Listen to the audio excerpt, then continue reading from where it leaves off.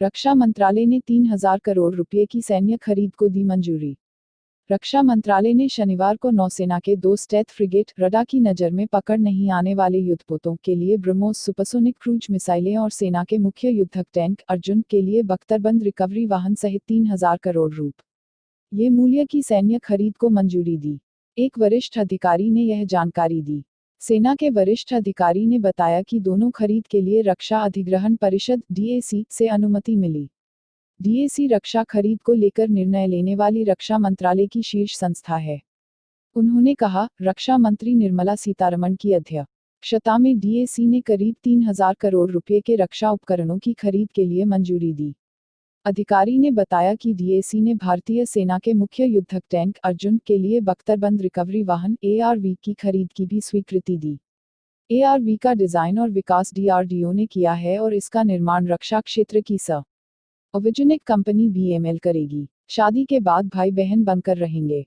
राखी सावंत और दीपक कलाल ने अपनी शादी को लेकर उड़ रही अफवाहों पर शनिवार को एक प्रेस कॉन्फ्रेंस की। इस दौरान दोनों ने न सिर्फ हाई वोल्टेज ड्रामा क्रिएट किया, बल्कि मीडिया के सामने अश्लील बातचीत करती नजर आई। राखी इस प्रेस कॉन्फ्रेंस के दौरान गाली गलौज करती नजर आई। उन्होंने दीपक को भी जमकर फटकारा। बता दें कि राखी सावंत का पोस्ट किया एक वेडिंग कार्ड वायरल हो रहा है, जिसमें 31 दिसंबर को उनकी शादी लॉस एंजल्स में कॉमेडियन दीपक कलाल से होने की बात कही गई है। इस कार्ड को राखी ने अपने इंस्टाग्राम अकाउंट पर शेयर किया है। राखी का ये कार्ड मजाक लग रहा है, इस पर गलत अंग्रेजी लिखी गई है। वेडिंग वेन्यू भी पूरे लॉस एंजल्स को बताया गया है। वहीं दूसरी ओर राखी खुद एक डेली न्यूज़पेपर से इस खबर की पुष्टि कर चुकी हैं। कार्ड पर लिखा गया है, 2 प्यार करने वाले दिल एक हो रहे हैं और यह वादा कर रहे हैं कि हमेशा प्यार करेंगे। राखी ने कहा, मैंने सुना है कि दीपिका पादुकोण ने अपनी शादी में 1 करोड़ का लहंगा पहना था, इस लिहाज से मेरी शादी में 8 करोड़ का लहंगा होना चाहिए। शादी के बाद मैं और दीपक कलाल भाई बहन बनकर रहेंगे। शादी के रिसेप्शन में मैंने शाहरुख, सलमान, करीना और दीपिका को इनवाइट किया है।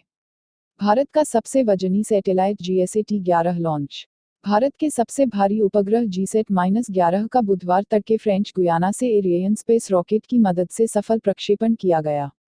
भारतीय अंतरिक्ष अनुसंधान संगठन (इसरो) ने इस आशय की जानकारी देते हुए बताया कि GSAT-11 का सफल प्रक्षेपण देश में ब्रॉडबैंड सेवा को और बेहतर बनाने में मदद करेगा। दक्षिण अमेरिका के पूर्वोत्तर तटीय इलाके में स्थित फ्रांस के अधिकार वाले भूभाग फ्रेंच गुयाना के कोरू में स्थित एरियन प्रक्षेपण केंद्र से भारतीय समयानुसार तड़के 2:07 पर रॉकेट ने उड़ान भरी। एरियन 5 रॉकेट ने बेहद सुगमता से करीब 33 मिनट में GSAT-11 को उसकी कक्षा में स्थापित कर दिया। बाबरी मस्जिद की शहादत के 25 साल पूरे होने पर यादें ताज़ा कर रहे हैं शहर-ए-काजी मुफ्ती वलीउल्लाह। गोरखपुर, रिपोर्टर मो. इब्राहिम। बाबरी मस्जिद की शहादत को इस 6 दिसंबर को 25 साल पूरे हो रहे हैं। हर साल 6 दिसंबर को बाबरी मस्जिद की याद ताज़ा हो जाती है। ऐतिहासिक बाबरी मस्जिद से शहर-ए-गोरखपुर के एक ऐसे शख्स का गहरा ताल्लुक है जिन्हें बाबरी मस्जिद में 5 वक्त व जुमा की नमाज अदा करने का शर्फ हासिल हुआ, वह भी अनगिनत बार। उन्होंने बाबरी मस्जिद के मेहराबों, मिंबर, दरों, दीवार, गुंबद को अपनी आंखों से यह शहर के एक वाहिद शख्स है जिन्होंने ऐतिहासिक बाबरी मस्जिद को रूबरू देखा और नमाज अदा की। यही नहीं, इन्होंने बाबरी मस्जिद के अंदर अपने नाना व मामू को खोया भी। यह शख्स है 82 वर्षीय शहर-ए-काजी मुफ्ती वलीउल्लाह, जिनकी पैदाइश टांडा अंबेडकर नगर में हुई। अयोध्या के रायगंज में इनका ननिहाल हुआ करता था और घंटाघर में दुकान थी। शहर-ए-काजी 9-10 साल की उम्र में बाबरी मस्जिद में अपने नाना मरहूम नजीर अहमद के साथ नमाज अदा किया करते थे। शहर-ए-काजी का सारा खानदान बाबरी मस्जिद में नमाज अदा किया करता था। बाबरी मस्जिद से जुड़ी यादों के बारे में मुफ्ती वलीउल्लाह बताते हैं कि हमारे खानदान के सभी लोग बाबरी मस्जिद में 5 वक्त की नमाज पढ़ने जाते थे। उस वक्त मेरी उम्र 9-10 साल के करीब रही होगी। जब ननिहाल आना होता था तो नाना के साथ बाबरी मस्जिद में नमाज पढ़ने जाता था। बाबरी मस्जिद के आसपास सैर सपाटा भी करते था। पास में ही ननिहाल की दुकान भी थी। यह सब आज़ादी से पहले का वाकया है। सन 1949 में तालीम हासिल करने के लिए बाहर निकलना पड़ा तो ननिहाल जाना बहुत कम हो गया। बाबरी मस्जिद को याद करते हुए कहते हैं कि मस्जिद की मेहराब व मिंबर शानदार थे। उसमें ताक बने हुए थे। कदीम तर्ज पर मस्जिद बनी हुई थी। बहुत ज़्यादा मरम्मत के लायक नहीं थी। दीवारें बहुत मोटी और मजबूत थी। वुज़ू के लिए सुर्खी और चूने की टंकियाँ बनी हुई थी। जिसमें से पानी निकालकर वुज़ू बनाया जाता था। आज भी बहुत सी मस्जिदों में वह व्यवस्था मिल जाती है। हर नमाज के दौरान 3-4 सफ़े बनती थी। मस्जिद चूंकि बहुत बड़ी थी इसलिए 3-4 सफ़े बनना बड़ी बात थी। यहाँ मुसलमानों की तादाद ठीक ठाक हो जाया करती थी। जुमा में पूरी मस्जिद भर जाती थी। मस्जिद का जो पिछला हिस्सा था वह वीरान हो रहा था क्योंकि कोई मरम्मत का सिलसिला नहीं था। उत्तर प्रदेश मुख्यमंत्री महंत योगी आदित्यनाथ की अध्यक्षता में आयोजित समारोह 86वां शोभा यात्रा। गोरखपुर। रिपोर्टर दानिश। महाराणा प्रताप शिक्षा परिषद संस्थापक समारोह 86वें शोभायात्रा के अखंड ज्योति भारत माता की रथ से निकल ना शुरू हुआ। इस समारोह में महाराणा प्रताप शिक्षा परिषद की सभी संस्थाओं के साथ ग्रामवासी शिक्षा निकेतन, सरस्वती विद्या मंदिर आर्यनगर उत्तरी, सरस्वती शिशु मंदिर बालिका विद्यालय सूर्यकुंड, सरस्वती वरिष्ठ माध्यमिक विद्यालय सुभाषनगर, भारतीय विद्या मंदिर शाहपुर इत्यादि विद्यालयों के लगभग 50,000 छात्र छात्राएं सम्मिलित हुए। उत्तर प्रदेश मुख्यमंत्री व गोरक्षपीठाधीश्वर महंत योगी आदित्यनाथ की अध्यक्षता में आयोजित समारोह के मुख्य अतिथि छत्तीसगढ़ मुख्यमंत्री रमन सिंह व विशिष्ट अतिथि धर्मपत्नी रमन सिंह, श्रीमती बीना सिंह व खेल मंत्री चेतन चौहान कार्यक्रम में मौजूद थे। कार्यक्रम का संचालन दिग्विजय नाथ रक्षा अध्ययन विभाग के प्रवक्ता डॉक्टर भगवान सिंह ने किया। महाराणा प्रताप शिक्षा परिषद का स्थापना ब्रह्मलीन महंत दिग्विजय नाथ द्वारा 1932 को स्थापित एक कल्पवृक्ष के रूप किया गया था, जो आज बट वृक्ष के रूप में पूर्वी उत्तर प्रदेश व इंडो नेपाल तक शिक्षण संस्थाएं महाराणा प्रताप शिक्षा परिषद के अधीन शिक्षा प्रदान कर रही हैं। उत्तर प्रदेश के मुख्यमंत्री योगी आदित्यनाथ छत्तीसगढ़ के मुख्यमंत्री रमन सिंह को उत्तरी स्मृति चिन्ह, महाराणा प्रताप की प्रतिमा देकर सम्मानित किया। प्रमुख रूप से शिक्षा परिषद के उपाध्यक्ष पूर्व कुलपति यूपी सिंह, महापौर सीताराम जायसवाल, पूर्व महापौर सत्या पांडे, अंजू चौधरी, विधायक संगीता यादव, विधायक विपिन सिंह, विधायक राधे मोहन दास अग्रवाल सहित अन्य गणमान्य उपस्थित थे। हालिया पुलिस आवास स्वच्छता को आईना दिखा रहा है पुलिस विभाग का H block. Gorakhpur. Reporter SM. Tripathi. Danish. जहां केंद्र सरकार व राज्य सरकार लगातार स्वच्छता अभियान पर जोर दे रही है, वहीं प्रदेश की सुरक्षा की जिम्मेदारी निभा रहे पुलिस के विभाग के आवास अपने हाल पर आंसू बहा रहे हैं। लिए जो आवास मिले हैं वह जर्जर हालात में हैं। हद तो तब हो गई है कि जब इन आवासों के पास कूड़ा, गंदगी और कूड़ों का अंबार लगा हुआ होता। आवास में बने सीवर पाइप टूट गए, जिसका मल मूत्र गिर रहा है। उनसे उठने वाली गंध से पुलिस आवास में रहने वाले परिवार के परिवार मजबूर हैं। हम बात कर रहे हैं क्राइम ब्रांच के सामने बने हॉस्पिटल कॉलोनी के एच ब्लॉक का। हाल यह है कि आवास की आसपास गंदगी का अंबार लगा हुआ है, लेकिन अधिकारियों को अपने कर्मचारी की, परिवार वालों की कोई फिक्र नहीं है। वह दिन दूर नहीं जब इन आवासों में महामारी फैलेगी और सैकड़ों लोग बीमार पड़ेंगे। तब आला अधिकारियों की नींद खुलेगी। मिली जानकारी के अनुसार लगभग 55 एकड़ में बनी पुलिस लाइन की साफ सफाई की जिम्मेदारी मात्र 7 स्वीपर के भरोसे है, जबकि पुलिस के अधिकारियों और कर्मचारियों के लिए लगभग 678 आवास हैं, जिसमें से 18 आवास निष्प्रयोज्य घोषित कर दिया गया है। इसके बावजूद भी नगर निगम और अधिकारियों की उदासीनता की वजह से पुलिस के जवानों का परिवार गंदगी में रहने को मजबूर है। कांग्रेस ने कहा, पीएम मोदी कभी नेहरू के कद की बराबरी नहीं कर सकते।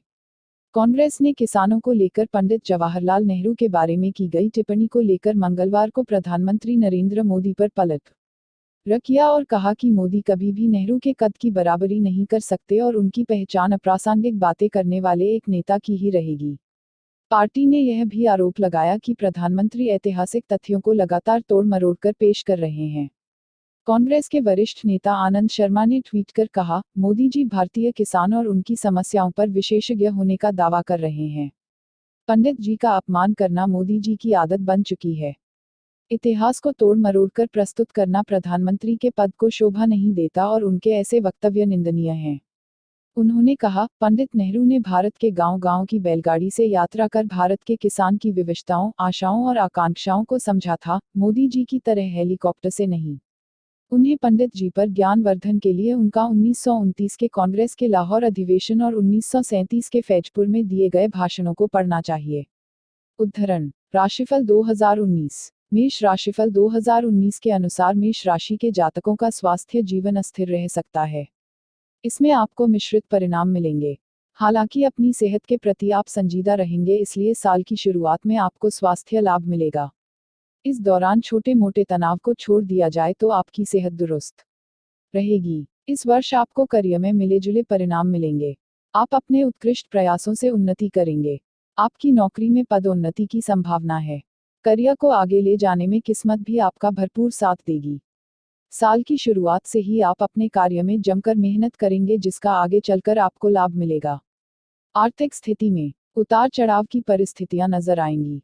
साल की शुरुआत में आपकी आर्थिक स्थिति मजबूत तो रहेगी, परंतु इस समय आपके खर्चों में वृद्धि होगी। अचानक अनावश्यक खर्चों की संख्या बढ़ जाएगी। यदि इस पर कंट्रोल नहीं किया गया तो यह आपको आर्थिक संकट की ओर ले जा सकती है। साल के मध्य जून जुलाई में आपका कारोबार गति पकड़ेगा, जिससे आपको आर्थिक लाभ होगा। प्रेम जीवन कोई खास बदलाव नहीं आएगा। अपने रिश्ते को खास बनाए रखने के लिए आपको प्रेम में पारदर्शिता लानी होगी।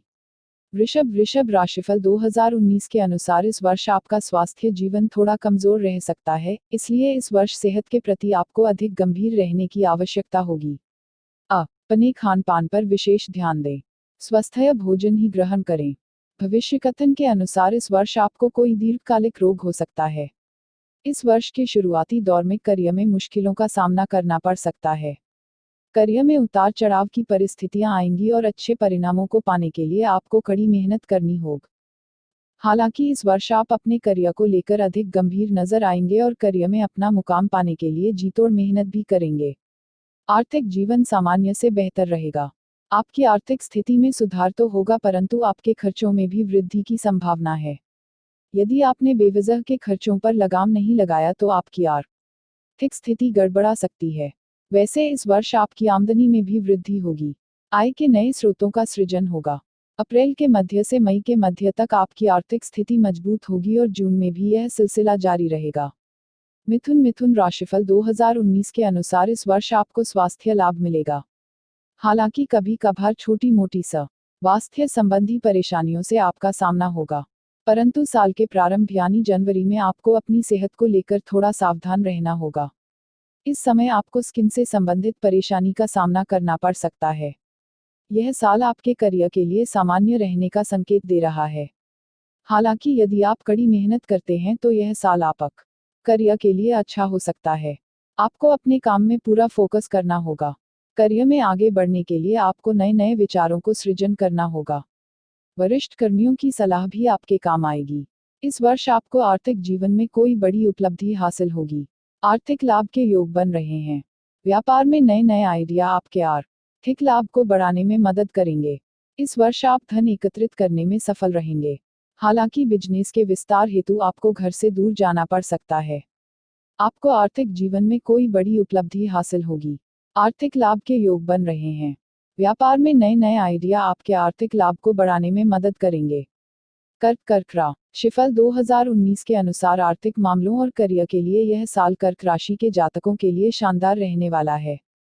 हालांकि स्वास्थ्य के मोर्चे पर सावधान रहने की जरूरत होगी, क्योंकि इस साल आपकी सेहत में उतार चढ़ाव देखने को मिल सकते हैं। वहीं बात अगर करें आपके करियर की, तो इस साल नौकरी पेशा जातकों को पदोन्नति का सौगात मिल सकती है। फरवरी से मार्च और नवंबर से दिसंबर के बीच आपको नौकरी व व्यवसाय में शुभ समाचार की प्राप्ति हो सकती है। वहीं मार्च के बाद आप किसी नए व्यवसाय की शुरुआत कर सकते हैं या आप जो बिजनेस कर रहे हैं उसका विस्तार कर सकते हैं। अब बात करते हैं आपके आर्थिक जीवन की। इस साल आपका आर्थिक पक्ष बेहद अच्छा रहने वाला है, क्योंकि इस वर्ष धन लाभ के कई योग बन रहे हैं। मार्च, अप्रैल और मई के महीने धन से जुड़े मामलों के लिए शानदार रहने वाले हैं। इस दौरान आमदनी बढ़ने और धन लाभ होने से आपकी आर्थिक स्थिति मजबूत होगी और सामाजिक प्रतिष्ठा में वृद्धि होगी।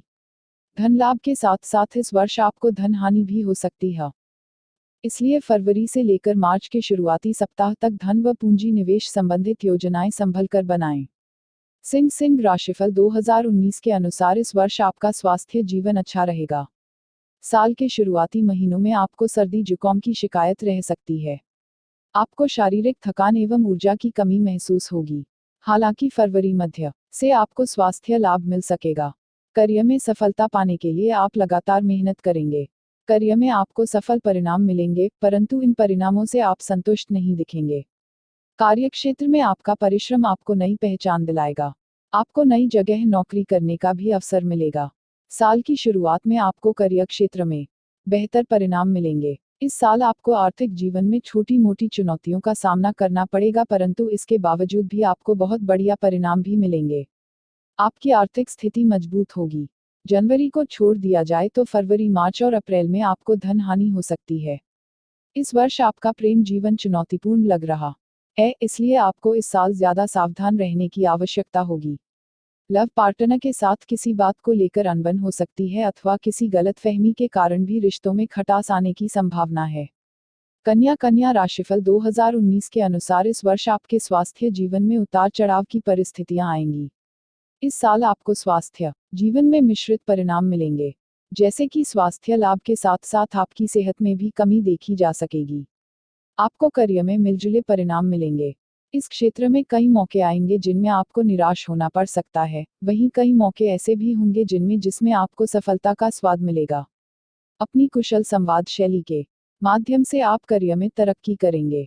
आपका आर्थिक जीवन सामान्य से बेहतर रहेगा और साल की शुरुआत से ही आपको इसका आभास होने लगेगा। जनवरी, फरवरी और मार्च में आपको विभिन्न स्रोतों से आमदनी प्राप्त होगी, परंतु इस समय आपके खर्चों में भी वृद्धि की संभावना है। हालांकि परिस्थितियां फिर भी आपके काबू में रहेंगी। साल 2019 आपके प्रेम जीवन के लिए मिलाजुला रहेगा। इसमें आपको उतार चढ़ाव दोनों ही देखने को मिलेंगे। प्रेम जीवन के लिए साल की शुरुआत कुछ खास नहीं है। इस समय आपको प्रेम जीवन में चुनौतियों का सामना करना पड़ सकता है। नौकरी, व्यवसाय के कारण आपको घर से दूर भी जाना पड़ सकता है। तुला राशिफल 2019 के अनुसार इस साल आपका स्वास्थ्य जीवन बहुत ही बढ़िया रहेगा। इस वर्ष न केवल आपको स्वास्थ्य लाभ मिलेगा बल्कि पुरानी बीमारियों से भी आपको छुटकारा मिलेगा। आपको अपने करियर बहुत ही बढ़िया परिणाम मिलेंगे। मार्च के बाद आपके नए विचार आपको सफल परिणाम दिलाने में सफल रहेंगे। इस समय कार्यक्षेत्र में आपको बेहतर परिणाम मिल सहकर्मियों का सहयोग मिलेगा, परंतु उतना नहीं जितना आप उनसे आशा करेंगे, इसलिए आप उनके भरोसे में कतई न रहें। आर्थिक क्षेत्र में आपको उम्मीद से ज्यादा अच्छे परिणाम मिलेंगे। इस क्षेत्र में भाग्य भी आपका साथ देगा और अपनी आर्थिक स्थिति को मजबूत बनाने के लिए कई अवसर प्राप्त होंगे। इस वर्ष किसी के साथ ए रिश्ते की शुरुआत हो सकती है। लव पार्टनर के साथ आपका बढ़िया तालमेल दिखेगा। आप उनके साथ ट्रिप पर भी जा सकते हैं। मनोरंजन के लिए भी दोनों साथ में कहीं घूमने फिरने जा सकते हैं। हालांकि कई परिस्थितियां ऐसी भी आएंगी जिनमें आपको निराशा हाथ लगेगी। घर की खुशियों से आप आनंदित रहेंगे। साल के मध्य में घर में कोई बड़ी खुशी दस्तक दे सकती है। इस समय घर में मांगलिक कार्यक्रम हो सकता है। वृश्चिक राशिफल 2019 के अनुसार आपके स्वास्थ्य जीवन पर नजर डालें तो इस वर्ष आपको सेहत के मामले में थोड़ा सतर्क रहने की जरूरत है।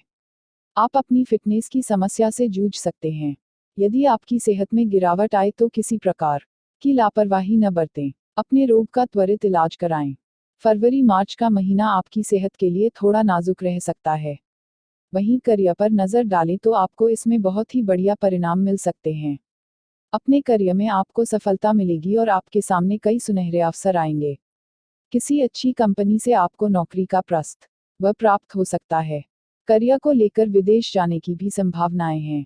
आर्थिक जीवन के लिए मिलाजुला रह सकता है। इसमें आपको उतार चढ़ाव देखने मिल सकता है। आपके खर्चे और आमदनी में अंतर देखने को मिलेगा, इसलिए अपने आर्थिक जीवन में खर्च और आमदनी के बीच तालमेल बनाकर चलें।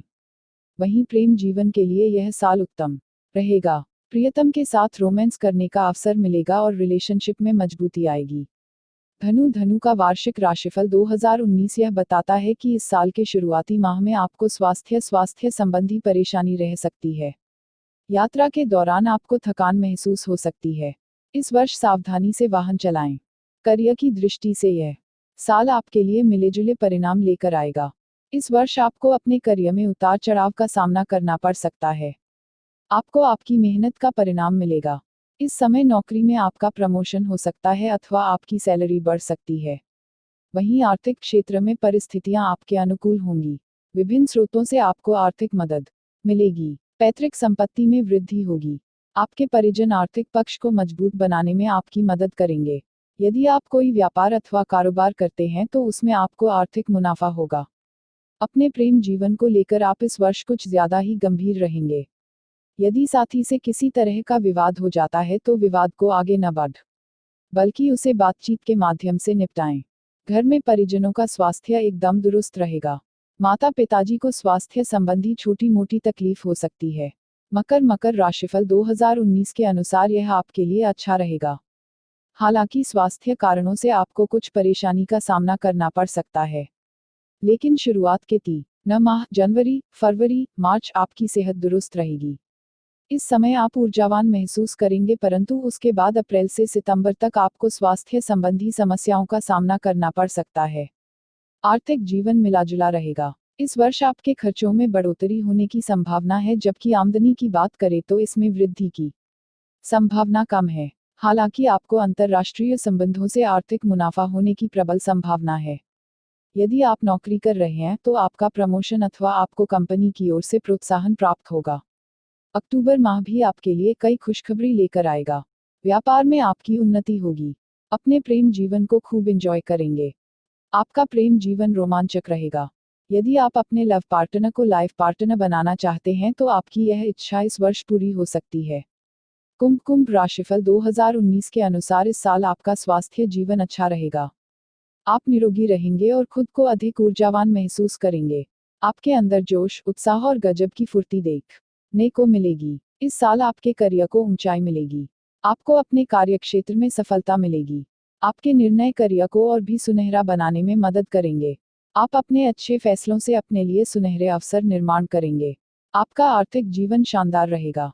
इस वर्ष आपको आर्थिक लाभ के योग हैं।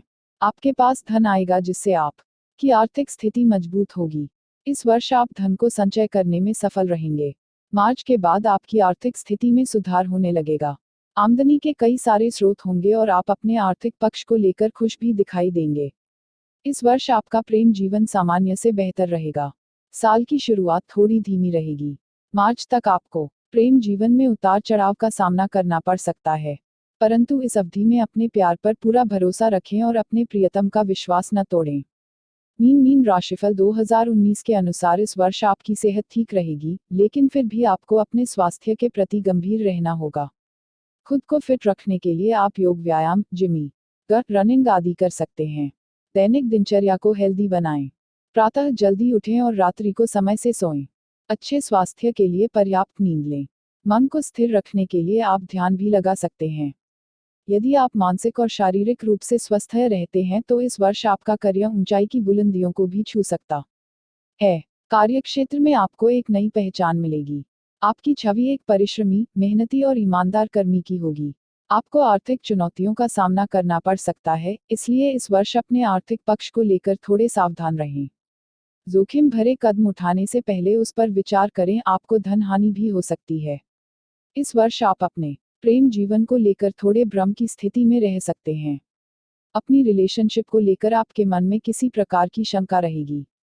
प्रियतम के साथ किसी बात को लेकर कहासुनी भी हो सकती है। स्वेटर पाकर खिले नौनिहालों के चेहरे। घुघली विकास खंड के प्राथमिक विद्यालय चुवानी में बुधवार को स्कूल के छात्रों के बीच समारोहपूर्वक स्वेटर वितरण किया गया। इस अवसर पर बीजेपी के जिला मंत्री संजय पांडेय ने 65 बच्चों को स्वेटर बांटा। स्वेटर पाने के बाद बच्चों के चेहरे पर खुशी स्पष्ट झलक रही थी। विद्यालय के प्रधानाध्यापक सत्येंद्र कुमार शुक्ल ने कहा कि प्रदेश सरकार परिषदीय विद्यालयों की स्थिति सुधारने व उनमें विद्यार्थियों की संख्या बढ़ाने को लगातार प्रयास कर रही है। इसके लिए बच्चों को मिड डे मील, कापी, किताब, जूते, मोजे सहित ठंड से बचने के लिए स्वेटर दिए जा रहे हैं। उन्होंने अभिभावकों से बच्चों को लगातार स्कूल भेजने की अपील की। इस दौरान अशोक कुमार, सकीना बेगम, पूनम पांड्या, राजपति देवी, ज्ञानती देवी, नथुनी गुप्ता, अश्वनी पांड्या आदि मौजूद रहे। अनिल कुमार पांडेय ने पुलिस अधीक्षक उत्तरी का पदभार किया ग्रहण। गोरखपुर। अनिल कुमार पांडेय गोरखपुर पुलिस अधीक्षक उत्तरी का पदभार ग्रहण करने के बाद बताया कि हम अपने क्षेत्र में अपराध व अपराधियों पर नियंत्रण करना व जनता की सेवा बिना किसी द्वेष भावना के, बिना किसी दबाव में हम कार्य करते रहेंगे। फरियादियों की समस्याओं का निस्तारण त्वरित कार्यवाही से करते हुए करेंगे एवं वरिष्ठ पुलिस अधिकारियों के निर्देशानुसार कार्य करते रहेंगे। मूल रूप से बलिया के रहने वाले पिता सिंचाई विभाग में उच्च पद पर कार्यरत थे। प्रारंभिक शिक्षा दीक्षा पिता के साथ विभिन्न जनपदों में साथ रहते हुए मास्टर ऑफ आर्ट की पढ़ाई की है। श्री पांडेय गोरखपुर आने से पहले पुलिस अधीक्षक क्राइम मेरठ व बुलंदशहर एवं पुलिस अधीक्षक प्रवर्तन रह चुके हैं। सरकारी जमीन पर अतिक्रमण करने वालों की अब खैर नहीं। सरकारी जमीन पर अतिक्रमण करने वालों की अब खैर नहीं। राष्ट्रपति के गोरखपुर आगमन को लेकर गोरखपुर जिला प्रशासन चुस्त दुरुस्त दिखाई दे रही है। उसी क्रम में नगर मजिस्ट्रेट अजीत कुमार सिंह के नेतृत्व में पैदले गंज चौक के आसपास सरकारी जमीन पर अवैध तरीके से कब्जा जमा कर रहे अतिक्रमणकारियों को नगर मजिस्ट्रेट ने अस्थायी तौर से हटवा दिया है, लेकिन नगर मजिस्ट्रेट ने बताया कि अभी इनको अस्थायी तौर पर हटाया जा रहा है, लेकिन आगे चलकर इन सभी अतिक्रमणकारियों को स्थायी रूप से हटा दिया जाएगा। उसके बाद अगर अतिक्रमणकारी न ही मानेंगे तो उनके खिलाफ कानूनी कार्रवाई भी किया जाएगा। इन अतिक्रमणकारियों से शहर का रोड तो जाम होता ही है, अतिक्रमणकारियों द्वारा बांस बल्ली पन्नी लगाने से रोड के किनारे गंदगी भी होती है, जिससे शहर को देखने में अच्छा नहीं लगता है। इसलिए इन सभी अतिक्रमणकारियों को बाद में स्थायी तौर से हटा दिया जाएगा, ताकि शहर व रोड को कोई अतिक्रमणकारी गंदा ना करे व जाम की स्थिति को शहर को बचाया जा सके। ऑपरेशन थिएटर से लगभग 32 किलोमीटर दूर बैठे डॉक्टर ने की टेलीरोबोटिक कोरोनरी सर्जरी। अहमदाबाद शहर के एक हृदय रोग विशेषज्ञ ने बुधवार को एक रोगी की रोबोट नियंत्रित उपकरणों की मदद से 32 किलोमीटर दूर स्थान से टेलीरोबोटिक कोरोनरी सर्जरी की। हृदय रोग विशेषज्ञ ने दावा किया कि यह विश्व की पहली टेलीरोबोटिक कोरोनरी सर्जरी है। गांधीनगर में अक्षरधाम मंदिर परिसर में बैठे डॉ. तेजस पटेल ने महिला रोगी की सर्जरी की, जो कि अहमदाबाद में एपेक्स हार्ट इंस्टीट्यूट के ऑपरेशन थिएटर में थी। डॉ. पटेल ने कुछ मिनट चली इस सर्जरी के लिए टेलीरोबोटिक्स प्रौद्योगिकी का इस्तेमाल किया। रोबोटिक प्रणाली ऑपरेशन थिएटर में रखी थी और वह उससे हाई स्पीड वायरलेस इंटरनेट से जुड़े हुए थे। डॉ. पटेल ने मंदिर में बैठकर बटन इधर उधर घुमाए, जिससे मरीज की धमनियां साफ हो गईं और उनमें स्टेंट डाल दिया गया। डॉक्टर पटेल ने दावा किया, भारत ने चिकित्सा विज्ञान में एक महत्वपूर्ण उपलब्धि हासिल की है। यह विश्व का पहला परक्यूटेनियस कोरोनरी इंटरवेंशन है, जो कि दूर स्थान पर बैठकर किया गया। गोवध और अवैध पशु वधशालाओं के खिलाफ प्रभावी कार्रवाई हो, योगी आदित्यनाथ। लखनऊ, उत्तर प्रदेश के मुख्यमंत्री योगी आदित्यनाथ ने गोवध गोवंश के अवैध व्यापार तथा अवैध रूप से संचालित पशु वधशालाओं के विरुद्ध प्रभावी कार्रवाई सुनिश्चित किए जाने के आज निर्देश दिए। राज्य सरकार के एक प्रवक्ता के अनुसार योगी ने कहा कि इस संबंध में कोई शिथिलता पाए जाने पर संबंधित जिले के जिलाधिकारी तथा वरिष्ठ पुलिस अधीक्षक व्यक्तिगत तौर पर उत्तरदायी होंगे। इस मामले में किसी भी प्रकार की लापरवाही बर्दाश्त नहीं की जाएगी। प्रवक्ता ने बताया कि प्रदेश के मुख्य सचिव अनूप चंद्र पांडेय द्वारा आज यहां योजना भवन में एक विशेष वीडियो कॉन्फ्रेंसिंग के माध्यम से सभी जिलाधिकारियों तथा वरिष्ठ पुलिस अधीक्षकों को मुख्यमंत्री के निर्देशों की विस्तार से जानकारी दी गई। पूर्व माध्यमिक विद्यालय बिरेचा में हुआ निःशुल्क स्वेटर वितरण। महाराजगंज संवाददाता कुगली विकास खंड के पूर्व माध्यमिक विद्यालय बिरेचा में गुरुवार को स्कूल के छात्रों के बीच समारोहपूर्वक स्वेटर वितरण किया गया। इस अवसर पर राष्ट्रीय स्वयंसेवक संघ के जिला बौद्धिक प्रमुख विष्णुदेव उपाध्याय ने बच्चों को स्वेटर बांटा। स्वेटर पाने के बाद बच्चों के चेहरे पर खुशी स्पष्ट झलक रही थी। विद्यालय के प्रभारी प्रधानाध्यापक डॉक्टर धनंजय मणि त्रिपाठी ने कहा कि प्रदेश सरकार परिषदीय विद्यालयों की स्थिति सुधारने व उनमें विद्यार्थियों की संख्या बढ़ाने को लगातार प्रयास कर रही है। इसके लिए बच्चों को मिड डे मील, कापी, किताब, जूते, मोजे सहित ठंड से बचने के लिए स्वेटर दिए जा रहे हैं। उन्होंने अभिभावकों से बच्चों को लगातार स्कूल भेजने का अपील की। इस दौरान आशुतोष कुमार दुबे, भूरेलाल, मुन्ना यादव, अनुज कुमार, राममिलन साहनी, ऋतुराज सिंह, विवेक गुप्ता आदि मौजूद रहे। प्रगतिशील समाजवादी पार्टी द्वारा एक दिवसीय धरना। गोरखपुर, प्रगतिशील समाजवादी पार्टी लोहिया महानगर के तत्वाधान में अयोध्या स्थित बाबरी मस्जिद 6 दिसंबर 1992 में असामाजिक तत्वों द्वारा शहीद कर दिया गया था। इसी परिप्रेक्ष्य में प्रगतिशील समाजवादी पार्टी लोहिया के कार्यकर्ताओं द्वारा बाबरी मस्जिद को शहीद किए जाने के विरोध में टाउन हॉल गांधी प्रतिमा के समक्ष एक दिवसीय धरना। भाकियू भानु द्वारा धरना प्रदर्शन 11वां दिन भी जारी। गोरखपुर, भाकियू भानु के कार्यकर्ताओं द्वारा लक्ष्मीगंज बंद चीनी मिल चलवाने के लिए अनिश्चितकालीन धरना प्रदर्शन आज 11वां दिन भी जारी। बताते चले, भारतीय किसान यूनियन भानु की जिला इकाई कुशीनगर के द्वारा जनपद के लक्ष्मीगंज बंद चीनी मिल को चलवाने के लिए अनिश्चितकालीन धरना प्रदर्शन आज 11वां दिन भी जारी रहा। लक्ष्मीगंज बंद चीनी मिल को चलवाने के लिए आज किसानों ने जमकर नारेबाजी की और मोदी और योगी सरकार को किसान विरोधी करार दिया। किसानों ने कहा कि योगी सरकार किसानों के हित में कोई कार्य नहीं कर रही है। जनपद कुशीनगर का किसान लक्ष्मीगंज बंद चीनी मिल हो जाने के वजह से अपने गन्ने को लेकर दर दर भटक रहा है। यूनियन के जिलाध्यक्ष रामचंद्र सिंह ने कहा कि लक्ष्मीगंज परिक्षेत्र में जितना गन्ना होता है उतना गन्ना जनपद कुशीनगर के किसी क्षेत्र में नहीं होता है। इसके बावजूद भी योगी और मोदी सरकार लक्ष्मीगंज बंद चीनी मिल को चलवाने के लिए घोषणा न कर रही है, यूनियन के जिलाध्यक्ष श्री सिंह ने कहा कि यदि बीजेपी सरकार लक्ष्मीगंज बंद चीनी मिल को चलवाने के लिए जल्द से जल्द घोषणा नहीं करती है तो किसान अपने हक की लड़ाई के लिए बिल्कुल तैयार है। इस मौके पर यूनियन के जिला महासचिव मुनि प्रमोद कुमार वर्मा, महिला मंत्री इंद्रावती देवी, जिला सचिव चेतई प्रसाद, ब्लॉक अध्यक्ष रामधार प्रसाद, हरि प्रसाद, हरि जायसवाल, वंश बहादुर विश्वकर्मा, रामाशे वर्मा, भूरिक यादव, मकसूदन पांड्या, राजकुमार गुप्ता, सोहन यादव, मुन्ना सिंह, शिवपूजन चौधरी, हारून अंसारी, कुंती देवी, मालती देवी, कौशल्या देवी के साथ साथ अन्य किसान बंधु और कार्यकर्ता मौजूद रहे। राजस्थान चुनाव, कई मतदान केंद्रों में ईवीएम खराब। राजस्थान की 199 विधानसभा सीटों के लिए आज शुक्रवार 8 बजे से मतदान शुरू हो गया है। इस बार 2274 उम्मीदवार चुनावी मैदान में अपनी किस्मत आजमा रहे हैं। इस मतदान के लिए निर्वाचन विभाग ने सभी तैयारियां पूरी कर ली हैं। राज्य में 20 लाख से अधिक मतदाता पहली बार वोट डालेंगे। जयपुर के सिविल लाइंस के बूथ नंबर 249 और 142 पर ईवीएम खराब होने की खबर है। सांगानेर, बस्सी, किशनपोल, मालवीय नगर, झूटवाड़ा और विद्याधर नगर में भी ईवीएम में खराबी दर्ज की गई है। बागरू में भी 2 जगह ईवीएम में खराबी सामने आई है। मतदान से पहले राजस्थान के गृह मंत्री गुलाब चांद कटारिया ने उदयपुर के शिव मंदिर में पहुंचकर पूजा अर्चना की। कटारिया ने इसके बाद कहा कि राजस्थान में सरकार बदलने के जमाने चले गए। अमृतसर ट्रेन हादसा के जांच रिपोर्ट में दशहरा पूजा के आयोजक गेटमैन को माना गया दोषी। अमृतसर रेल हादसे में मजिस्ट्रेट की जांच में नजदीकी रेलवे क्रॉसिंग के गेटमैन और दशहरा पूजा के आयोजकों को विभिन्न भूल चूक के लिए दोषी ठहराया गया है। हादसे में करीब 60 लोग मारे गए थे। बहरहाल, जांच रिपोर्ट में पंजाब के मंत्री नवजोत सिंह सिद्धू की पत्नी नवजोत कौर सिद्धू को क्लीन चिट दी गई, जो दशहरा कार्यक्रम की मुख्य अतिथि थी। रिपोर्ट में कहा गया है, कार्यक्रम आयोजन में उनकी कोई भूमिका नहीं थी। पंजाब के मुख्यमंत्री अमरिंदर सिंह ने बृहस्पतिवार की शाम को आदेश दिया कि अमृतसर ट्रेन हादसे के लिए जिम्मेदार लोगों के खिलाफ कड़ी कार्रवाई की जाए। सरकार ने हादसे की मजिस्ट्रेटी जांच के आदेश दिए गए थे। जांच का जिम्मा जालंधर संभागीय आयुक्त बी पुरुषार्थ को सौंपा गया। उन्हें सरकार ने विशेष कार्यकारी मजिस्ट्रेट नियुक्त किया था। सीएनजी भरवाने के लिए लाइन में नहीं लगना होगा। मुंबई में अगर आपके पास सीएनजी वाली गाड़ी है तो सीएनजी भरवाना किसी सिरदर्द से कम नहीं।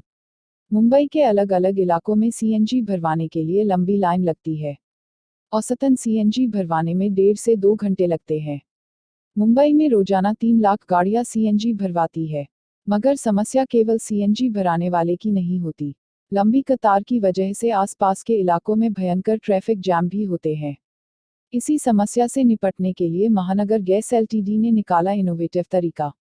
अब आप सीएनजी भरवाने के लिए अपॉइंटमेंट ले सकेंगे और घंटों लाइन में लगने वाला समय भी बचेगा। साथ ही ट्रैफिक की समस्या भी कम होगी। ममता सरकार ने रथ यात्रा के लिए बीजेपी को अनुमति नहीं दी। कलकत्ता हाईकोर्ट ने बीजेपी के उन पत्रों का कोई जवाब नहीं देने के लिए शुक्रवार को पश्चिम बंगाल सरकार को कड़ी फटकार लगाई, जो उसने राज्य में अपनी रथ यात्राओं के लिए अनुमति मांगने के लिए लिखे थे। कोर्ट ने साथ ही राज्य के शीर्ष अधिकारियों को निर्देश दिया कि वे रथ यात्राओं पर 14 दिसंबर तक कोई निर्णय करें।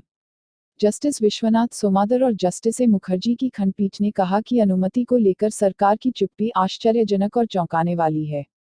कोर्ट ने एकल पीठ के गुरुवार के उस आदेश के खिलाफ बीजेपी की ओर से दायर अपील का निस्तारण कर दिया, जिसमें पार्टी को उसकी रथ यात्रा के लिए अनुमति देने से इनकार कर दिया गया था। अदालत ने राज्य को निर्देश दिया कि वह बुधवार तक बैठक करे।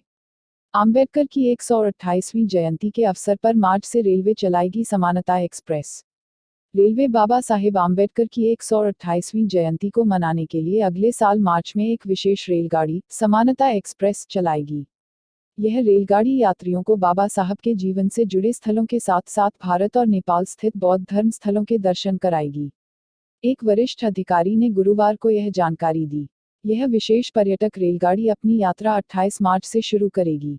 यह रेलगाड़ी दीक्षा भूमि के नाम से मशहूर महाराष्ट्र के नागपुर से चलेगी, जहां उन्होंने अपने कई समर्थकों के साथ 1956 में बौद्ध धर्म स्वीकार कर लिया था। रेलवे की ओर से इससे पहले जारी विज्ञप्ति में इस ट्रेन सेवा की शुरुआत की तारीख 14 अप्रैल 2019 बताई गई थी, जो कि आम्बेडकर की जयंती की तारीख है। इस यात्रा की योजना Indian railway catering and tourism corporation (IRCTC) ने तैयार की है। यह 12 दिन की लंबी यात्रा है और रेलगाड़ी आम्बेडकर के जीवन से जुड़े महत्वपूर्ण स्थानों पर जाएगी। इनमें मध्य प्रदेश के महू स्थित उनकी जन्मस्थली, मुंबई और अन्य स्थान शामिल हैं। भगवान हनुमान जी को दलित का प्रमाण पत्र देने का आवेदन। उत्तर प्रदेश के मुख्यमंत्री योगी आदित्यनाथ द्वारा भगवान हनुमान को दलित बताए जाने को लेकर उठे विवाद के बीच वरिष्ठ समाजवादी नेता शिवपाल सिंह यादव की अगुवाई वाली प्रगतिशील समाजवादी पार्टी लोहिया प्रसपा ने वाराणसी जिला प्रशासन से इन आराध्य का जाति प्रमाण पत्र जारी करने के लिए आवेदन किया है। प्रसपा ने भगवान हनुमान को दलित बताए जाने को लेकर उत्पन्न विवाद के मैदान में उतरने के लिए यह अनोखा तरीका अपनाया है।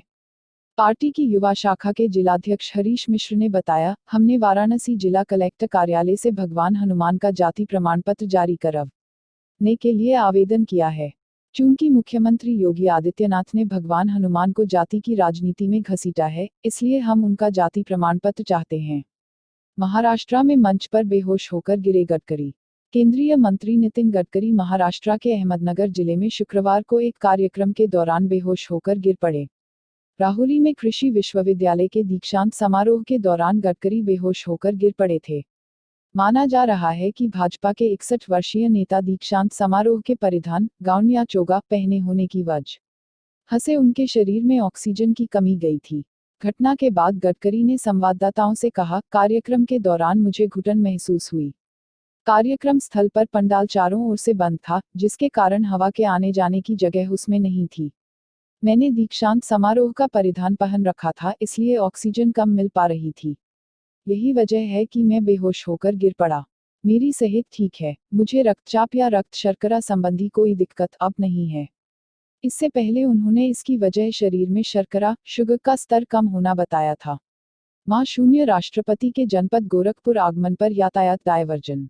मां शून्य राष्ट्रपति भारत सरकार के जनपद गोरखपुर में दिनांक 09 व 10 दिसंबर 2018 को आगमन कार्यक्रम एवं सर्किट हाउस प्रवास के अवसर पर आम लोगों के आवागमन के दृष्टिगत महानगर क्षेत्र में समुचित यातायात व्यवस्था के संचालन हेतु निम्नानुसार वाहनों का डायवर्जन व्यवस्था रहेगी। और गोरखपुर एयरपोर्ट से पैडलीगंज चौराहा होते हुए सर्किट हाउस तक यातायात डायवर्जन 1 जगदीशपुर कोनी से एयरपोर्ट की ओर आने वाले सभी प्रकार के वाहन वीआईपी आगमन के समय प्रतिबंधित रहेंगे।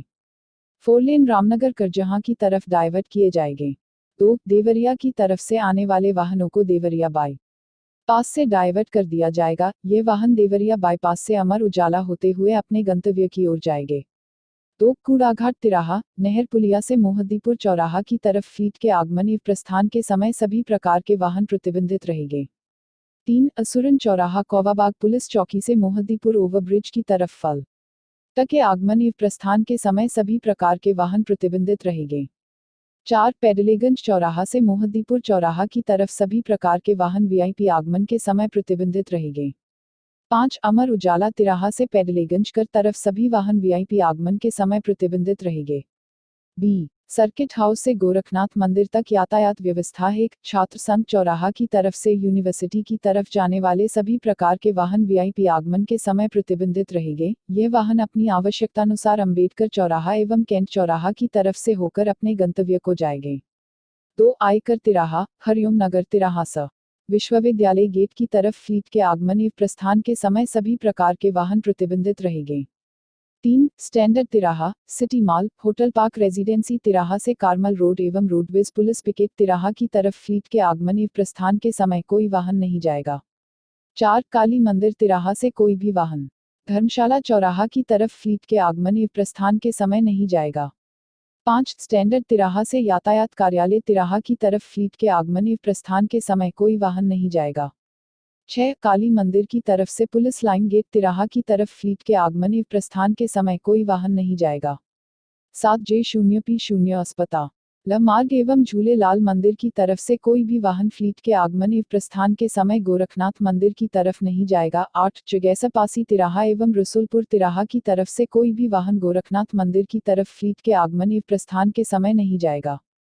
9 बरगदवा तिराहा की तरफ से कोई भी वाहन गोरखनाथ मंदिर की तरफ नहीं जाएगा। वे वाहन बरगदवा तिराहा से फर्टिलाइजर खजांची पादरी बाजार कौवा बाग मोहद्दीपुर होते हुए अपने गंतव्य को आएंगे एवं जाएंगे। 10 इंडस्ट्रियल एरिया मोड़ तिराहा की तरफ से कोई भी वाहन गोरखनाथ मंदिर की तरफ फ्लीट के आगमन एवं प्रस्थान के समय नहीं जाएगा। ये वाहन रामनगर चौराहा नखा ओवरब्रिज होते हुए स्पोर्ट कॉलेज से खजांची होते हुए अपने गंतव्य की ओर जाएंगे। इसके अतिरिक्त मां शून्य राष्ट्रपति भारत सरकार के सर्किट हाउस प्रवास के दौरान पैडलेगंज चौराहे से एवं देवरिया बाईपास रोड, हनुमान मंदिर से तथा नौकायन तिराहा से कोई भी वाहन सर्किट हाउस रोड पर नहीं आएगा। ये वाहन अन्य वैकल्पिक मार्गों से अपने गंतव्य की ओर जाएंगे। खसरा रुबेला टीकाकरण को निकली जागरूकता रैली। गुगली, महाराजगंज। पूर्व माध्यमिक विद्यालय विरेचा के बच्चों द्वारा शनिवार को खसरा रुबेला टीकाकरण के प्रति लोगों को जागरूक करने के लिए रैली निकाली गई। इस अवसर पर विद्यालय के प्रभारी शिक्षक डॉक्टर धनंजय मणि त्रिपाठी ने हरी झंडी दी खा रैली को रवाना किया। रैली में शामिल बच्चे व शिक्षक विरेचा, नौकटोला, सैमरहना, बिरेची समेत कई गांवों का भ्रमण किया। विद्यालय में छात्र छात्राओं द्वारा सांस्कृतिक कार्यक्रमों के माध्यम से भी लोगों को जागरूक किया गया।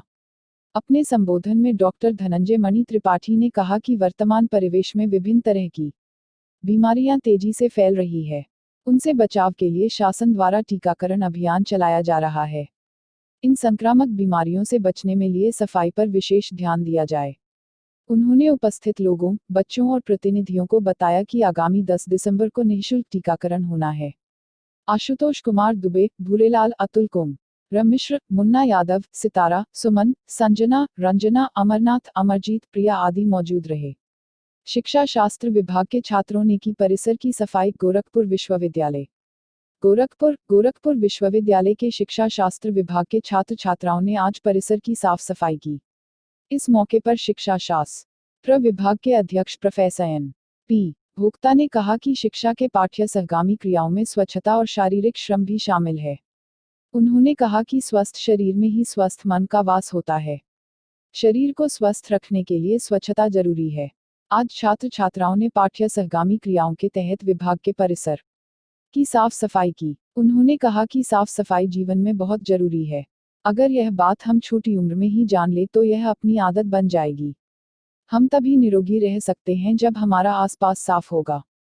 कहा कि आज के कार्य से विद्यार्थी अपने कर्तव्यों के प्रति अवगत होंगे तथा समाज के प्रति जिम्मेदारी को अच्छी तरह निभा सकें।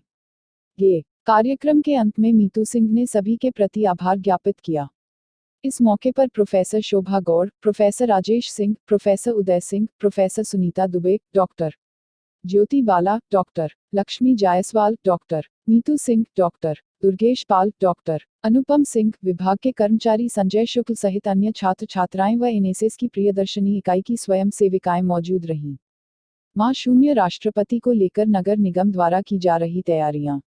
गोरखपुर। री-शून्य दानिश। गोरखपुर के महापौर श्री सीताराम जायसवाल ने मां शून्य राष्ट्रपति भारत के आगमन को लेकर नगर निगम द्वारा की जा रही तैयारियों के संबंध में अपर नगर आयुक्त श्री डी-शून्य के शून्य सिन्हा, अनिल कुमार सिंह, मुख्य सफाई एवं खाद्य निरीक्षक श्री अखिलेश श्रीवास्तव के साथ गोरखपुर मंदिर क्षेत्र का निरीक्षण किया गया।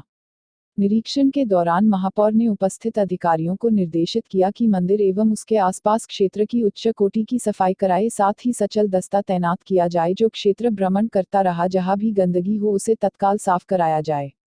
यह भी निर्देशित किया कि रूट मार्ग का अच्छी तरह से निरीक्षण कर ले, जहां भी गंदगी हो, जो भी पथ प्रकाश बिंदु बुझे हैं, लीकेज मरम्मत हो उसको भी तत्काल ठीक कराए, साथ ही छुट्टा पशु मार्ग में न आए इसलिए कर्मचारियों की तैनाती भी सुनिश्चित किया जाए।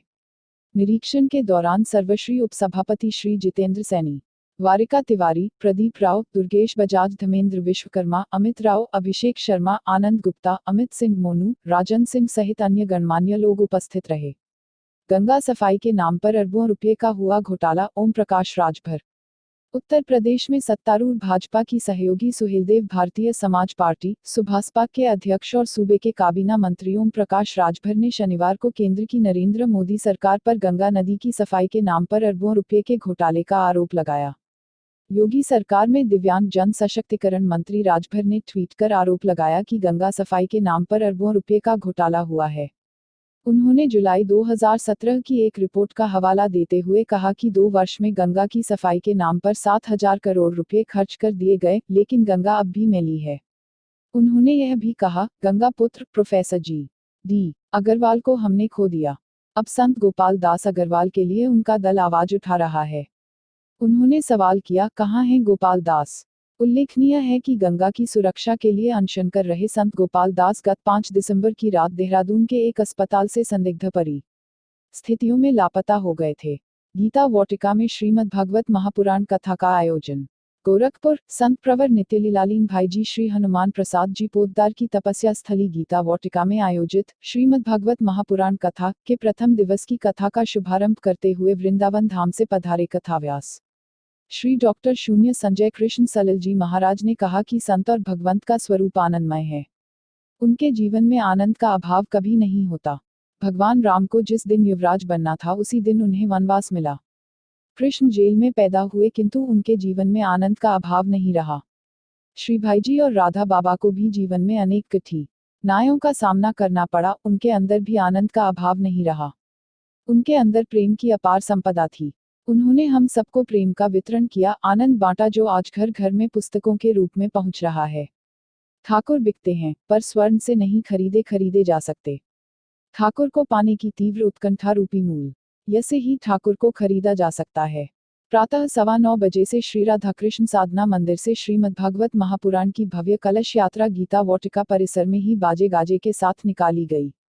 अपराह 2 बजे से कथा प्रारंभ होने के पूर्व त्रिवेणी संगम श्री भाईजी, मांझी एवं श्री राधा बाबा के चित्रपट एवं कथाव्यास का पूजन अर्चन तथा माल्यार्पण किया। कथा के मुख्य यजमान श्री संतोष पोद्दार ने, श्रीमती निर्मला पोद्दार, सर्वश्री उमेश कुमार सिन्हानिया, रुसेंदु फोगला, डॉक्टर शून्य नितिन पोद्दार, अमित पोद्दार, डॉक्टर शून्य सत्यानंद केडिया, दीपचंद कानोडिया, हरिराम जी, ओम प्रकाश बनका, S0P0 अग्रवाल, J0P0 अग्रवाल, घनश्याम गुप्ता, दुर्ग शजी, मुकेश पोद्दार, मनोज पोद्दार, गोविंद पोद्दार, रवि अग्रवाल आदि महानुभावों की उपस्थिति उल्लेखनीय रही। मंच संचालन श्री अजय पोद्दार ने किया। कथा 15 दिसंबर तक चलेगी, जिसका समय प्रतिदिन अपराह्न 2 बजे से 5 बजे तक है। शिवपाल की रैली में समर्थकों को संबोधित करते हुए मुलायम सिंह, लखनऊ, सपा संरक्षक मुलायम सिंह यादव को लेकर समाजवादी पार्टी के मुखिया अखिलेश यादव और उनके चाचा शिवपाल के बीच में जारी खींचतान जगजाहिर है। इन सबके बीच प्रगतिशील समाजवादी पार्टी लोहिया के मुखिया शिवपाल सिंह यादव की पार्टी की पहली जनाक्रोश महारैली में पहुंचे मुलायम सिंह यादव को कार्यकर्ताओं की हुटिंग का सामना करना पड़ा। दरअसल रैली को संबोधित करते हुए मुलायम सिंह बार बार अपने भाषण में समाजवादी पार्टी का ही नाम ले रहे थे। इसके चलते वहां मौजूद कार्यकर्ताओं ने हुटिंग शुरू कर दी। कार्यकर्ताओं की हुटिंग से गुस्साए मुलायम ने कहा कि हमें सुनने वाले बहुत लोग हैं, अगर नहीं सुनना चाहते तो हम चले जाते हैं। हालांकि ऐसी स्थिति बनते ही मामले को संभालते हुए शिवपाल सिंह ने मुलायम सिंह से अपनी पार्टी प्रगतिशील समाजवादी पार्टी लोहिया का नाम लेने की बात कही, साथ ही खुद को आशीर्वाद देने की बात कही। इसके बाद मुलायम सिंह ने शिवपाल की पार्टी का नाम लिया। मुलायम ने शिवपाल के सिर पर हाथ रख कहा कि यही पार्टी चुनाव लड़ेगी। आरबीआई के गवर्नर उर्जित पटेल ने इस्तीफा दिया। आरबीआई के गवर्नर उर्जित पटेल ने इस्तीफा दिया। उन्होंने निजी कारणों का हवाला देते हुए कहा है कि आरबीआई में काम करना मेरे लिए सम्मान की बात है। रिजर्व बैंक और सरकार के बीच पिछले कुछ समय से तनातनी चल रही थी। सरकार के सेक्शन 7 के उपयोग करने को लेकर ये तनातनी चल रही थी। उर्जित पटेल के इस्तीफे की बात पहले भी सामने आई थी। तब सरकार ने बयान जारी कर कहा कि रिजर्व बैंक स्वायत्तता रिजर्व बैंक के एक्ट के तहत जरूरी है। उर्जित पटेल ने कहा है कि उन्होंने निजी कारणों से इस्तीफा दिया है। उर्जित पटेल ने अपने पद से तुरंत इस्तीफा दे दिया है। अब के पूर्व सीएम अखिलेश यादव का बीजेपी पर तंज, अब की बार खोदी सरकार। नई दिल्ली, लोकसभा चुनाव के सेमीफाइनल के रूप में देखे जा रहे 5 राज्यों में हुए विधानसभा चुनाव के रुझानों और नतीजे मिलने के बाद आरोप प्रत्यारोप का दौर शुरू हो गया है। इन चुनावों में बीजेपी को तगड़ा झटका मिला है। बीजेपी के हाथ से राजस्थान और छत्तीसगढ़ निकल चुका है और मध्य प्रदेश में फिलहाल कांटे का मुकाबला है। समाजवादी पार्टी के मुखिया और यूपी के पूर्व मुख्यमंत्री अखिलेश यादव ने बीजेपी के खुद के नारों को लेकर तंज कसा है। बीजेपी का नारा है, अब की बार मोदी सरकार। इसे लेकर अखिलेश यादव ने ट्वीट किया, अब की बार खोदी सरकार। वहीं अखिलेश यादव ने इससे पहले भी एक ट्वीट कर बीजेपी पर हमला बोला था। अखिलेश ने ट्वीट किया, जब एक और एक मिलकर बनते हैं 11... तब बड़े बड़ों की सत्ता हो जाती है 9-2-11। राजस्थान की मुख्यमंत्री वसुंधरा राजे ने अपना इस्तीफा राज्यपाल कल्याण सिंह को सौंपा। मध्य प्रदेश, छत्तीसगढ़, राजस्थान, तेलंगाना और मिजोरम में हुए विधानसभा चुनाव के नतीजे कुछ ही देर में आने हैं। इन सभी राज्यों में मुख्य तौर पर कांग्रेस और बीजेपी के बीच ही मुकाबला माना जा रहा है। चुनाव के बाद आए कई एग्जिट पोल इन राज्यों में कांग्रेस के बेहतर होते जनाधार की तरफ इशारा कर रहे हैं। हालांकि इन एग्जिट पोल को गलत बताते हुए बीजेपी मध्य प्रदेश, छत्तीसगढ़ और राजस्थान में एक बार फिर पूर्ण बहुमत से सरकार बनाने का दावा पेश कर रही है, जबकि अन्य 2 राज्यों में भी उसे भरोसा है कि वह सरकार बनाने में अहम भूमिका निभाएगी। बता दें कि मंगलवार सुबह 8 बजे से शुरू होने जा रही मतगणना के बाद किस राजनीतिक दल का भविष्य क्या होगा, यह तय होने वाला है। जानकार 5 राज्यों के चुनाव को 2019 में होने वाले लोकसभा चुनाव से पहले सेमीफाइनल के तौर पर देख रहे हैं। उनके अनुसार इस चुनाव में जीत के साथ यह काफी हद तक साफ हो जाएगा कि अगले साल होने वाले लोकसभा चुनाव में कौन सी पार्टी के पक्ष में मतदान ज्यादा हो सकता है। गौरतलब है कि छत्तीसगढ़ में 2 चरणों में 12 व 20 नवंबर को मतदान करवाया गया था, जबकि शेष चारों राज्यों में एक चरण में 28 नवंबर, मध्य प्रदेश, मिजोरम और 7 दिसंबर, राजस्थान, तेलंगाना को मतदान करवाया गया था। वसुंधरा सरकार के कई दिग्गज मंत्री हारे। जयपुर, वसुंधरा राजे सरकार में कद्दावर रहे कई मंत्री विधानसभा चुनाव हार गए हैं। इनमें परिवहन मंत्री यूनुस खान, खान मंत्री सुरेंद्र पाल सिंह टीटी, यूडीएच मंत्री श्रीचंद कृपलानी शामिल हैं। जीतने वाले मंत्रियों में गृह मंत्री गुलाब चंद कटारिया व शिक्षा मंत्री किरण महेश्वरी का नाम प्रमुख है। वसुंधरा राजे के करीबी माने जाने वाले यूनुस खान टोंक विधानसभा सीट से 54,179 मतों से हार गए। इस सीट पर कांग्रेस के प्रदेश अध्यक्ष व पहली बार विधानसभा चुनाव लड़ रहे सचिन पायलट जीते हैं। वहीं जल संसाधन मंत्री डॉक्टर रामप्रताप हनुमानगढ़ सीट पर 15,522 मतों से तो पशुपालन मंत्री रहे ओटाराम देवासी सिरोही सीट पर 10,253 मतों से पराजित हुए। इसी तरह राज्य सरकार के कृषि मंत्री प्रभुलाल सैनी अंता सीट पर 34,059 मतों से हारे। उन्हें कांग्रेस के प्रमोद भाया ने हराया। खान मंत्री सुरेंद्र पाल सिंह टीटी करणपुर सीट पर हारे और वह मुकाबले में तीसरे स्थान पर रहे। जब एक और एक मिलकर बनते हैं 11, तब बड़े बड़ों की सत्ता हो जाती है 9-2-11। अखिलेश यादव। समाजवादी पार्टी के मुखिया तथा उत्तर प्रदेश के पूर्व मुख्यमंत्री अखिलेश यादव ने 5 राज्यों के चुनावी रुझानों को लेकर बीजेपी पर तीखी व्यंग्य कसा है। उन्होंने लोकसभा चुनावों को लेकर तमाम विपक्षी दलों के महागठबंधन को लेकर भी सकारात्मक रुख पेश किया है। अखिलेश यादव ने अपने ट्विटर हैंडल पर मंगलवार की सुबह ट्वीट किया, जब एक और एक मिलकर बनते हैं 11, तब बड़े बड़ों की सत्ता हो जाती है 9-2-11। उनका यह ट्वीट राजस्थान, मध्य प्रदेश, छत्तीसगढ़, मिजोरम और तेलंगाना के चुनाव परिणामों के शुरुआती रुझान को लेकर है। बता दें कि चुनाव परिणाम के शुरुआती नतीजों में राजस्थान में कांग्रेस अच्छी बढ़त बनाए हुए हैं। मध्य प्रदेश में भी कांग्रेस कुछ सीटों पर बीजेपी से आगे चल रही है। इन रुझानों को लेकर सपा मुखिया ने यह ट्वीट किया है। हालांकि जब अखिलेश यादव तमाम विपक्षी दलों के महागठबंधन की बात करते हैं तो कांग्रेस और बीएसपी को लेकर वह खुद की असमंजस की स्थिति में दिखाई देते हैं। यूपीएस बिरेचा में खसरा व रुबेला से बचाव को लगाए गए टीके। घुघली, महाराजगंज पूर्व माध्यमिक विद्यालय बिरेचा में सोमवार को विद्यालय के छात्रों को एमआर खसरा व रुबेला का टीका लगाया गया। विद्यालय के शिक्षक डॉक्टर धनंजय मणि त्रिपाठी ने बताया कि खसरा, रुबेला के टीके 9 माह से 15 वर्ष तक के बच्चों को लगाया जा रहा है। खसरा एक जानलेवा बीमारी है। बच्चों में अपंगता, मृत्यु के बड़े कारणों में से एक है। यह एक संक्रामक रोग है। यह प्रभावित व्यक्ति के खांसने, छींकने से फैलता है। इस अवसर पर एएनएम श्रीमती सरिता यादव, आशा श्रीमती ममता सिंह, आंगनबाड़ी कार्यकर्त्री श्रीमती शिशिप्रभा देवी, आशुतोष कुमार दुबे, भूरेलाल, मुन्ना यादव, राममिलन साहनी आदि। बीजेपी के खिलाफ जनता में है नाराजगी, गुलाम नबी आजाद। नई दिल्ली, मध्य प्रदेश, राजस्थान और छत्तीसगढ़ के विधानसभा चुनावों के लिए मतगणना के रुझानों में कांग्रेस के बेहतरीन प्रदर्शन के मद्देनजर कांग्रेस के वरिष्ठ नेता गुलाम नबी आजाद ने नरेंद्र मोदी सरकार पर निशाना साधा और दावा किया कि केंद्र एवं राज्य की भाजपा सरकारों के खिलाफ जनता में निराशा है। आजाद ने संसद भवन परिसर में संवाददाताओं से कहा, भाजपा की केंद्रीय और राज्य सरकारों के खिलाफ निराशा है और यह निराशा बढ़ती जाएगी। केंद्र सरकार के पास कुछ महीने का समय है, चाहे तो वह जनसरोकारों की बात कर ले।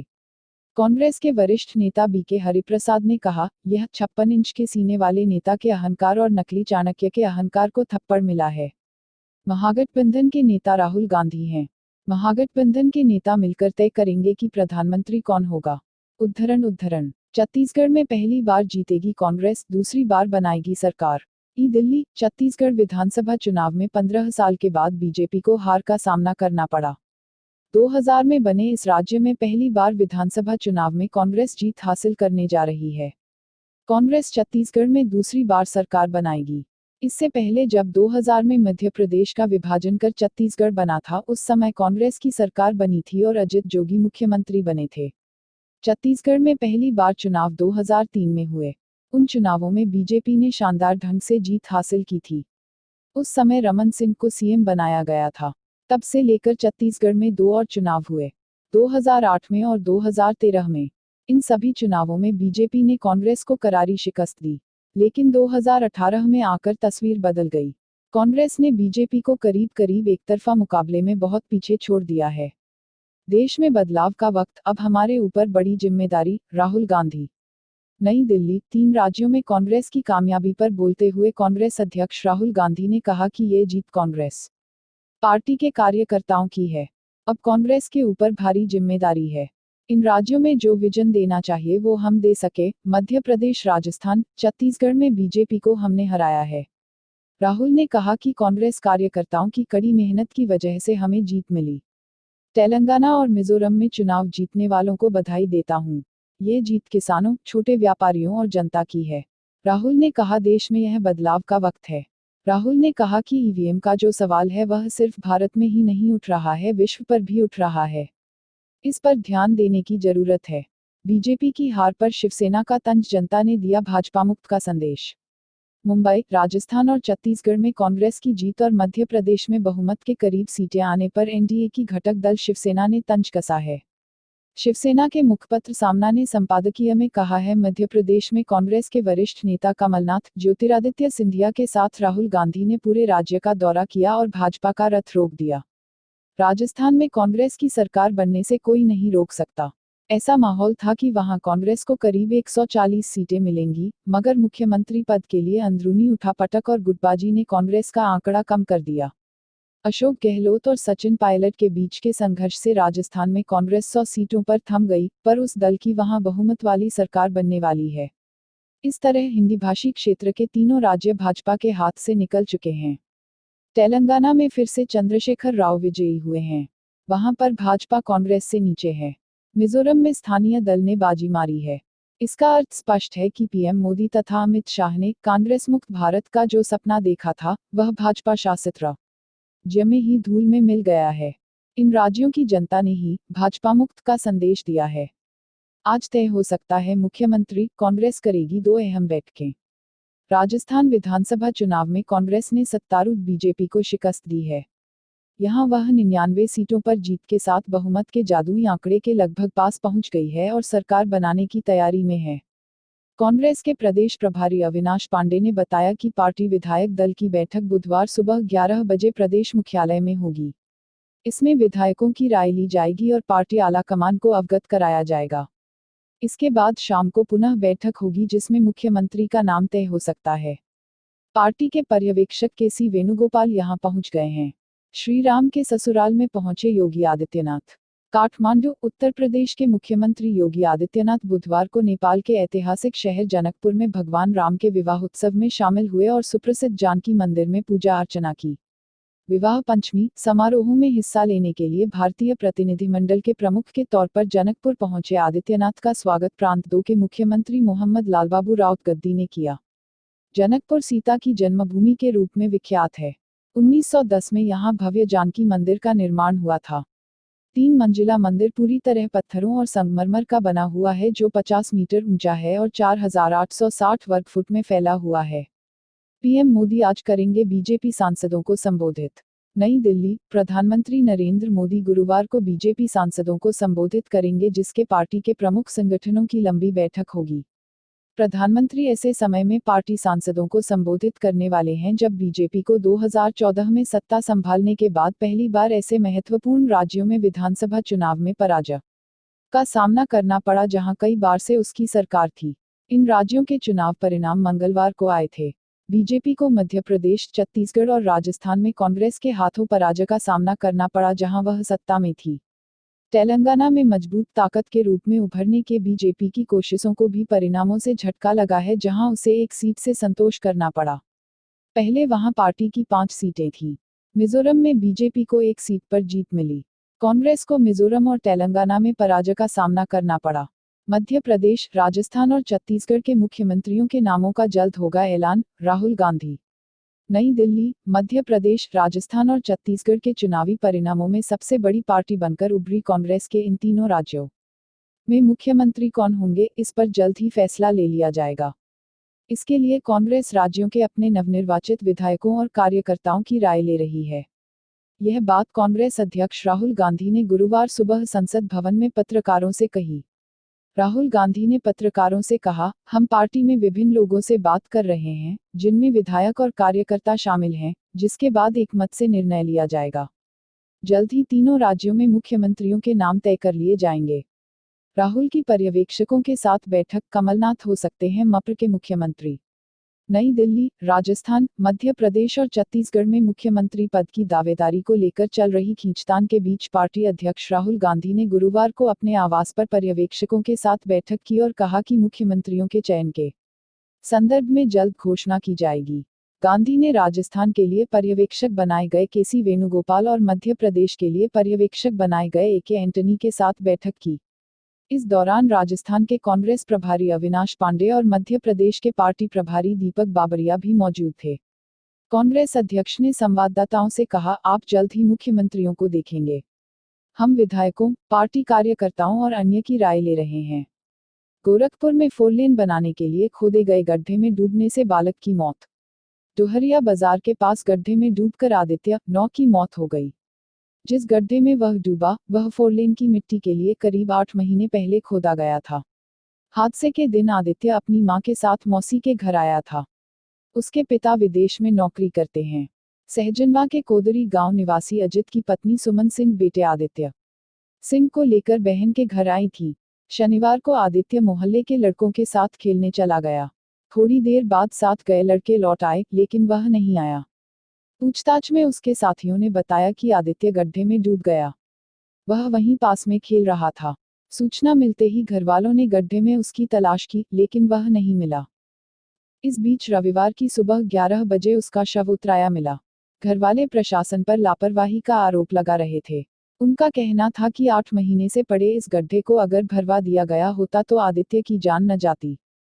4 लेन में बाधक बन रहे निर्माण को ध्वस्त करने के लिए जॉइंट मजिस्ट्रेट गोरखपुर शहर में HN सिंह से लेकर खजांची तक 4 लेन में बाधक बन रहे निर्माण को ध्वस्त करने के लिए जॉइंट मजिस्ट्रेट के नेतृत्व में शुक्रवार को जबरदस्त अभियान चलाया गया।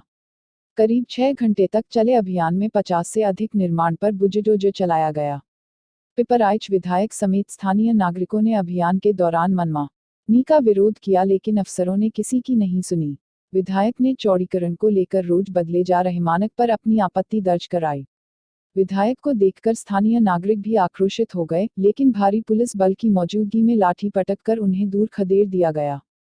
टीम ने दोपहर 3 बजे तक 30 मीटर के दायरे में आने वाले निर्माण को ध्वस्त कर दिया। दोपहर बाद दूसरी तरफ की पटरी पर भी बुलडोजर चला दिया गया। एक रेस्टोरेंट के मालिक ने कब्जा हटाने को 24 घंटे की मोहलत मांगी, पर अधिकारी कुछ सुनने को तैयार नहीं थे। शाहपुर पुलिस स्टेशन से पहले वृंदावन टावर का मुख्य गेट भी गिरा दिया गया। आरोग्य मंदिर से वापस लौटी टीम जॉइंट मजिस्ट्रेट के नेतृत्व में टीम आरोग्य मंदिर के पास पहुंची तो प्रबंधन ने मरीजों के भर्ती होने की बात कहते हुए मोहलत मांगी। सड़क के मध्य से 15 मीटर तक अतिक्रमण हटाने के क्रम में आरोग्य मंदिर का करीब 3 मीटर हिस्सा कार्रवाई की जद में आ रहा है। अधिकारियों के मुताबिक अस्पताल प्रबंधन को 24 घंटे का समय दिया गया है। कार्रवाई को लेकर मुख्यमंत्री का नाम मत लीजिए। पिपराइच विधायक महेंद्रपाल सिंह ने PWD के रोज बदल रहे मानकों पर कड़ी आपत्ति जताई है। श्री सिंह ने प्रशासन के अधिकारियों से कहा कि पहले सड़क के मध्य से 11.75 मीटर तक अतिक्रमण हटाया जाना था, जिसके बाद नागरिकों ने खुद अतिक्रमण हटाकर निर्माण करा लिया। अब एक बार फिर मानक बदलकर 15 मीटर कर दिया गया। वार्ता के दौरान नागरिकों ने बताया कि अधिकारी मुख्यमंत्री के निर्देश की बात कहकर कार्रवाई कर रहे हैं, जिस पर विधायक ने अधिकारियों से कहा कि कार्रवाई में मुख्यमंत्री का नाम क्यों बीच में लाया जा रहा है, यह उचित नहीं है। न मानचित्र देखा, न ही जमीन की रजिस्ट्री। नागरिक कल्याण समिति के सदस्यों का कहना है कि प्रशासन के अधिकारी ऐसे बुलडोजर चला रहे हैं मानो हम लोग अपराधी हों। शीशे और खाने पीने के सामान को हटाने तक की मोहलत नहीं दी जा रही है। समिति के अध्यक्ष अरुण श्रीवास्तव का कहना है कि तमाम लोग जमीन की रजिस्ट्री और जीडीए द्वारा स्वीकृत मानचित्र में दर्ज सड़क की चौड़ाई को लेकर अपना पक्ष रखना चाहते थे तो लेकिन कोई सुनने को तैयार नहीं है। धरना प्रदर्शन के अलावा कोई विकल्प नहीं दिख रहा है।